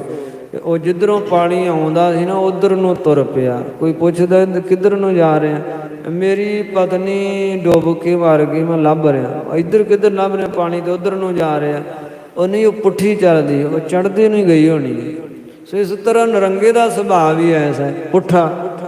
ਕਿ ਨਰੰਗਾ ਜਿਹੜਾ ਹੈ ਉਹਨੂੰ ਸ਼ਾਹਜਹਾਂ ਕਹਿ ਰਿਹਾ ਕਿ ਆਹ ਗੱਲਾਂ ਨਾ ਕਰੀ, ਤੇਰਾ ਰਾਜਕੀय ਸ਼ਾਸਨ ਸਹੀ ਚੱਲੇਗਾ। ਉਹ ਕਹਿੰਦਾ ਨਹੀਂ, ਜਿਵੇਂ ਤੂੰ ਡੱਕਿਆ ਮੈਂ ਤਾਂ ਉਸੇ ਤਰ੍ਹਾਂ ਕਰਾਂਗਾ। ਸਿਪਾਹੀਆਂ ਦੀਆਂ ਤਨਖਾਹਾਂ ਵੀ ਘਟਾਵਾਂਗਾ, ਮੈਂ ਜਬਰਨ ਹਿੰਦੂਆਂ ਨੂੰ ਮੁਸਲਮਾਨ ਵੀ ਬਣਾਵਾਂਗਾ, ਤੇ ਮੈਂ ਤਾਨੇਸ਼ਾਹ ਦੇ ਉੱਪਰ ਵੀ ਚੜ੍ਹਾਈ ਕਰਕੇ ਜਾਵਾਂਗਾ, ਜਿਹੜਾ ਦੱਖਣ ਦਾ ਗੋਲਕੁੰਡੇ ਦਾ ਰਾਜਾ ਹੈ। ਇਸ ਤਰ੍ਹਾਂ ਉਲਟ ਚੱਲਦਾ ਹੈ ਨਰੰਗ ਜੀਵ। ਹਮ ਅਬ ਆਪਣੇ ਰਾਜ ਮਝਾਰੀ। ਸਾਧ ਸੰਗਤ ਕਥਾ ਵਿਚਾਰ ਦੀ ਇੱਥੇ ਸਮਾਪਤੀ ਕਰਦੇ ਹਾਂ।